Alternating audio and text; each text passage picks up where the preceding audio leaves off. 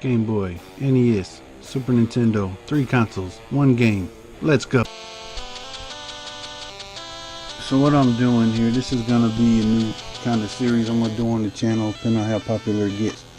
I'm going to take one game that was released on all 3 Nintendo consoles, the NES, the Game Boy, and the Super NES, and I'm going to compare them and see which one's better, or which one, if they live up to each other, and just see which console, had the better versions of the games. One thing we won't be judging on is graphics, because then Super Nintendo would probably win hands down. So anyway, first up, Hunt for Red October on the Game Boy. It's not a bad game at all. The controls are pretty good. It's hard. It's a lot harder than what it looks, but it has plenty of power-ups. Got little challenge. Controls are a little wonky though, hit detection, but other than that, for a Game Boy game, not a bad game at all. So you go through, obviously playing this Hunt for Red October. You can move the ship in any direction, front, back. You only got 2 weapons, and you get your caterpillar drive. If you haven't seen the movie, it made the ship run silent. But yeah, so this is not a bad game. So I'll give this one. So let's see. Let me know in the comments down below which one you think is the best one to get done. And then I'll do, what I'm trying to do is like 3 of these a week. I found 30 so far. So I'll do 3 in the week, and then the last week of the month I'll announce kind of the winners and my vote for the best game out of the games that I showed for that week or for that month. So again, this is Hunt for Red October on the Game Boy. Next we'll do Hunt for Red October on the NES, and then we'll do Hunt for Red October on the Super NES.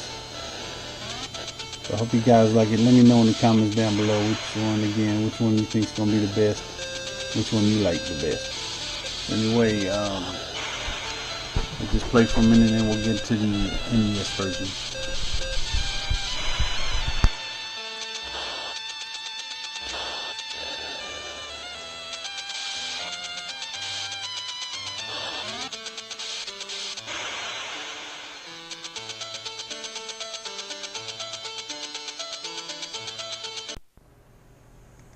So here we go, Hunt for Red October on the NES. So to me, this one was probably, out of the 3, just in advance, one of the best ones as far as following the movie. It went through, and they actually put, so I don't know if you'll see them on here, but at the end they put cutscenes from the movie in here. And but as far as gameplay and stuff, none of these really had anything to do with the movie gameplay wise. Except that there was a level in here where they put in a platforming level, or if you haven't seen the movies where the cook was trying to sabotage the ship and they had to go in the missile silo and kill the cook, and Jack Ryan went in there and shot him. So anyway, this one here, similar to the Game Boy, obviously better graphics, but like I said, we're not judging on graphics, but it's kind of like the Game Boy, just don't have as many mazes. It's like, you go through here and there's obstacles, there's tanks that shoot at you and stuff. You got different weapons. You still have the caterpillar drive.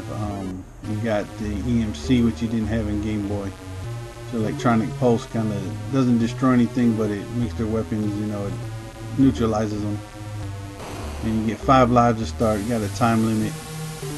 There's a caterpillar drive, so they're not shooting at you because technically they can't see you, don't know where you're at. So yeah, this one here, I like this one a lot, but it's hard. This one is a lot harder than the Game Boy version, believe it or not. Probably the hardest of the 3. Anyway, this is Hunt for Red October on the NES. Let me know down below, just 1, 2, or 3. 1 will be Game Boy, 2 will be NES, and 3 Super NES. So let this play a little bit and then we'll get on to the Super NES version.